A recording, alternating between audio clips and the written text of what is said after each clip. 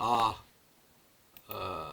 우리 코스 영상 강의를 시작합니다. 오늘은 지난번에 뇌에 대해서 한번 살펴봤고요. 두 번째 특강입니다. 더 자세한 내용을 말씀을 드리겠습니다.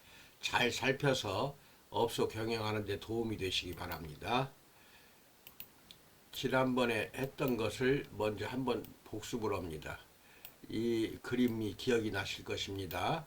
이것은 지금 과학자들, 특히 의기과학자들이 찾아낸 겁니다. 이 좌뇌가 있고 우뇌가 있습니다. 이 두 개 합쳐서 대뇌 그렇습니다. 우리말로는 큰 골 그래요. 그래서 좌측에 있는 이 뇌는 언어적, 논리적, 이성적인 역할을 한다. 언어적, 즉 이름 기억을 잘하고 대화할 때 단어를 더 많이 사용하고 언어를 한다는 겁니다. 그래서 언어로 된 자료를 잘 기억하고 언어적 학습에 익숙해져 있는 것이 좌뇌입니다.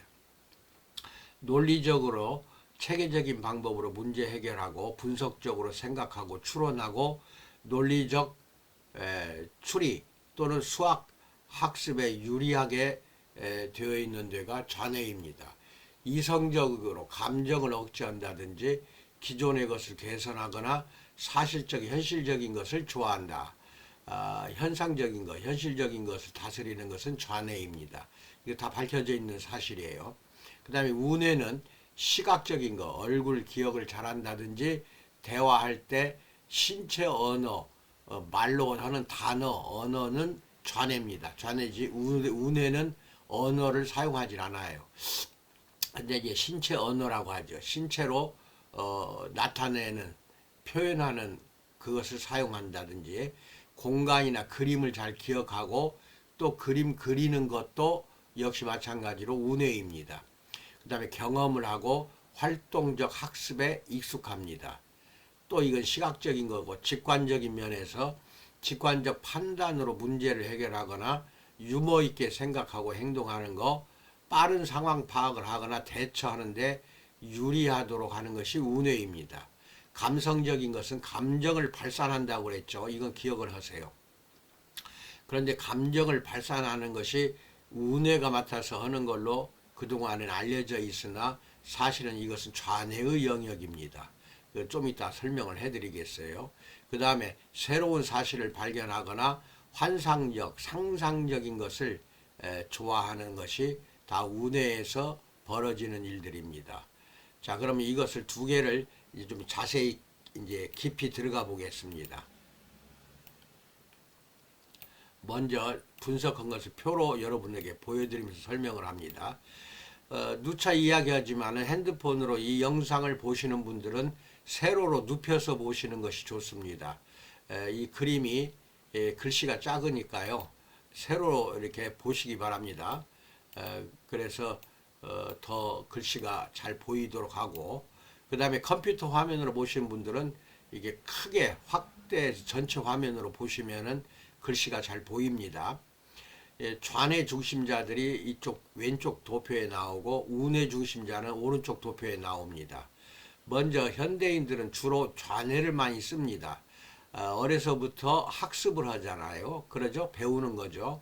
그래서 공부하는 거, 지능을 갖다가 발달시키는 거, 그러면서 유치원을 거쳐 학교를 가서 초중 고등학교 대학교까지 나올 때 배우는 모든 것들은 좌뇌 중심으로서 좌뇌를 많이 사용하는 활동입니다.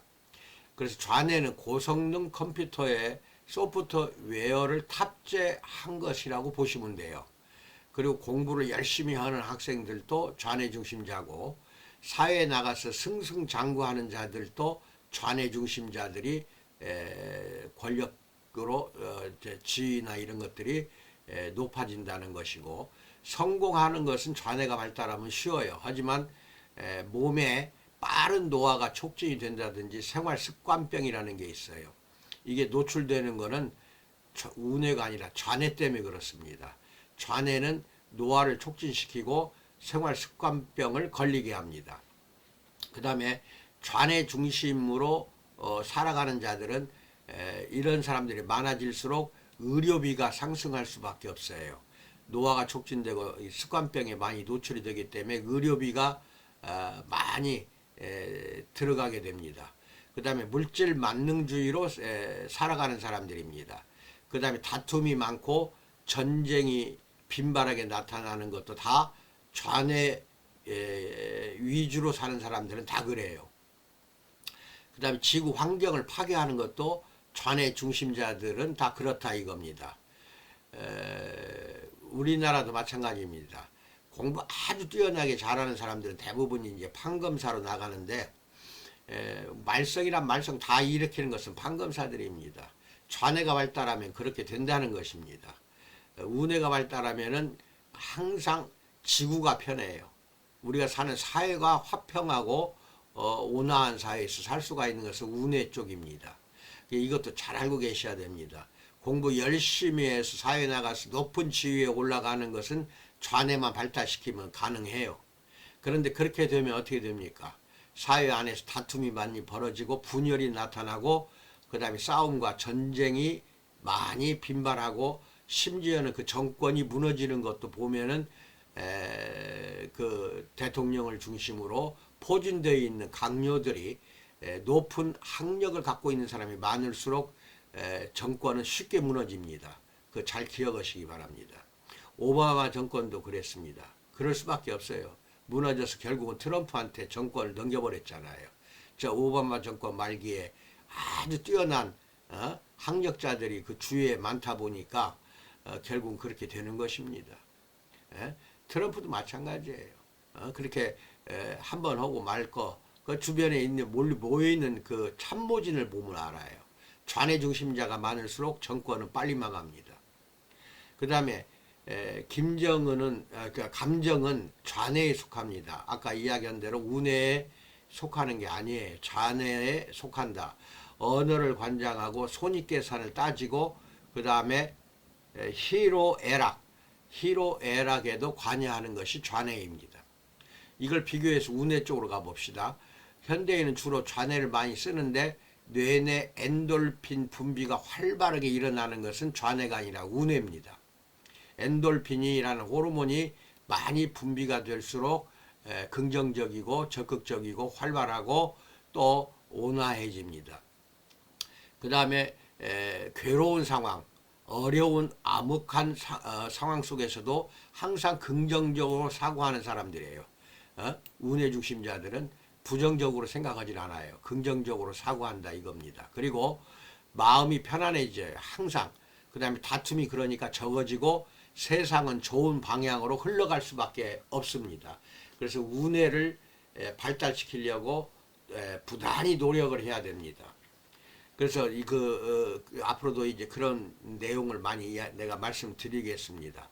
운해를 잘 사용하는 자는 승려들이 이제 예를 들어서 이제 명상을 많이 하기 때문에 운해를 잘 사용한다 이렇게 예를 들어서 이야기를 했는데 또 운해만 지나치게 승려들처럼 명상을 깊이 있게 하다 보면은 이 좌뇌가 이제 죽어가요.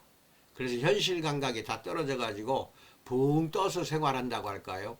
그래서 이게 운해 중심자가 되긴 돼야 되는데 너무 심하게 뭐 명상을 한다든지 이것은 좋지 않다. 모차르트를 가지고 예를 듭시다. 훌륭한 참말로 음악의 천재라고 소리 듣는 모차르트는 모든 곡은 한순간에 완성이 된다는 것입니다. 이게 머릿속으로 이미 곡이 다 완성이 되는 거예요. 그런 다음에 머릿속으로 그 다 그림을 그려요. 곡과 악보를 머릿속에서 그린 다음 그 곡을 꺼내서 머릿속에서 꺼내서 악보로 옮기기만 하면 된다. 이게 악보로 옮기는 거는 이제 좌뇌예요. 좌뇌인데 머릿속에서 이미 악보로 옮기기 전에 다 완성을 시켜 놓는다는 겁니다. 그것은 운해가 하는 겁니다. 그래서 예술적 재능과 관련이 깊은 것은 좌뇌입니다. 아니 운해가 그래요. 그 다음에 좌뇌와 운해를 균형 있게 사용해야 됩니다. 여기 이 좌뇌 운해 사이에는 이렇게 교량 다리가 있어요. 교량 그것을 뇌량이라고 합니다. 뇌량 다리가 있어서 서로 정보를 주고받습니다. 그래서 좌뇌와 운해를 균형 있게 사용해야 되는데 좌뇌는 어느 정도 단련되었어요. 학교를 다니기 때문에 이제 운해를 잘 사용법을 익히면 됩니다. 우리들은 그동안에 좌뇌를 많이 사용했으니까 이제 우뇌도 잘 사용해야 된다는 것이고, 그럴수록 엔돌핀이 분비가 활발해져서 두세 배 이상 잠재력, 즉 능력을 발휘할 수가 있어요. 우뇌를 잘 사용하면은, 우뇌는 잠재력이 많이 숨어 있는 게 우뇌입니다. 그게 끄집어 나와서 능력을 발휘하는 것입니다. 그래서 우뇌가 활약을 할 때 알파파라는 뇌파가 나옵니다. 그 다음에 알파파라는 뇌파는 항상 온화하고 평온하게 만들어주는 것이고, 그 다음에 엔돌핀, 항상 즐겁게 살 수 있도록 호르몬이 뇌 내에 많이 분비가 된다는 것입니다. 여기까지 비교를 했고, 그 다음에 또 하나 있습니다. 비교한 것이 잘 보시기 바랍니다. 이제 좌뇌와 우뇌 사이에는 뇌량, 방금 다리라고 내가 이야기했죠. 그래서 건너다니는 다리가 있어서 중요한 정보는 우뇌가 좌뇌에 전달을 해줘요. 항상 우뇌 쪽에서 좌뇌로 갑니다. 그리고 우뇌는 언어를 모르기 때문에 전달을 해주는 거예요. 좌뇌, 내가 저 정보를 줄 테니 내가 알고 있는 그림을 그려서 준다든지 어떠한 상상한 거 그것을 너한테 넘겨줄 테니 너는 그거를 언어로 표현해라, 언어로 말해라 하고 우뇌가 좌뇌 쪽으로 뇌량을 통해서 전달이 됩니다. 정보가 전달이 돼요. 그래서 감추어진 기능이 우뇌입니다. 항상 많이 감추어져 있어요. 잠재되어 있는 것이 더 많아요. 그래서 과거의 인류가 축적한 지혜가 유전자 정보로 저장이 된 곳이 우뇌이기 때문에 이것을 다른 말로 하면 선천뇌 또는 선조가 물려준 지혜가 저장됐다 해서 선조뇌라고 합니다. 그래서 어린아이가 태어날 때부터 벌써 뇌부터 커지는데 그때 선조로부터 물려받은 우뇌는 지혜가 번뜩거리기 시작한다는 겁니다. 예를 든다면 어린아이가 본능적으로 먹을 걸, 즉 젖을 찾아요. 엄마의 젖을 찾는데 엄마의 젖을 찾아서 그것을 말하자면 먹어야 내가 산다 하는 것은 이 선조뇌에서 물려받은 지혜입니다. 그래서 젖을 빠는 거, 요것은 본능이라고 할 수가 없어요. 먹는 거는 본능이에요. 근데 빠는 거, 젖을 찾는 거, 주물럭주물럭 찾는 거, 엄마 젖을 만지는 거, 이것을 선천적으로 물려받은 선천뇌인데 이거 다 우뇌에서 나오는 행동입니다. 그래서 선조가 물려준 모든 정보가 유전자로 저장이 된 것이 쉽게 말해서 우뇌예요. 그러니까 우뇌 속에는 수만 년, 수천 년, 수백만 년 전에 조상들이 물려준 지혜가 그대로 저장이 되어 있어요. 이 우뇌가 중요한 것입니다. 좌뇌에는 저장이 안 되어 있어요. 이것은 학습을 해서 얻는 겁니다. 공부를 해야 한다는 거예요. 그 다음에 좌뇌가 손상을 입으면 이제 좌뇌가 하는 것이 언어를 말하는 것인데, 즉 말하는 건데, 좌뇌가 손상을 입었다고 합시다. 그러면은 말을 하지 못합니다. 그래서 우뇌가 숟가락을 인식을 하더라도 이것은 숟가락이야 라고 말을 해줘야 되는데 이미 우뇌는 손상받지 않았잖아요. 손상받지 않았으니까 숟가락이라는 걸 그림으로 알아요. 형태, 숟가락의 모양을 안다는 겁니다. 그래가지고 좌뇌 쪽으로 전달을 해줘요. 그리고 네가 이것을 숟가락이라고 말로 해라 하고 전달을 해주는데 이미 좌뇌는 손상을 받았어. 좌뇌가 손상받았으니까 아무리 그림으로 전달을 해줘도 이것이 숟가락이야 라고 말을 해줘야 되는데 말을 할 수가 없다는 것입니다. 그래서 중풍 걸린 사람들, 좌뇌가 손상받은 사람들은 말을 못합니다. 근데 그림을 그리라고 하면은 그림은 그려요. 근데 하지만 숟가락 그림을 그릴 수는 있어요. 이것으로 우뇌가 형태로 사물을 인식한다는 사실을 알 수가 있다는 겁니다. 즉 초인적이고 특수한 능력을 발휘하는 게 우뇌입니다. 우뇌가 손상을 입어도 우뇌가 이제 손상을 입었다고 합시다. 그리고 좌뇌가 건재한다면은 말을 할 수 있어요. 숟가락이라고 말할 수 있습니다. 숟가락을 보고 숟가락이라고 말을 할 수 있지만 숟가락 그림을 그려보라 하면 엉망진창으로 그림을 그립니다. 숟가락이 아닌 전혀 다른 그림을 그려 놓는다는 겁니다. 우뇌가 손상받으니까 그래요. 그 다음에 아무리 우뇌가 발달했어도 좌뇌가 제대로 기능하지 않으면 어떤 일이든지 말 잘 하기가 어려워요. 그러나 좌뇌만 단련하고 우뇌를 활용하지 못하면 장황한 논리 전개는 잘해요. 그걸로 그칠 뿐 몇 단계 위로 상승 비약하지는 못한다는 겁니다. 논리적으로 장황하게 말은 잘해도 거기서 끝나요. 아인슈타인 하면은 이게 우뇌 중심자예요. 항상 그랬어요.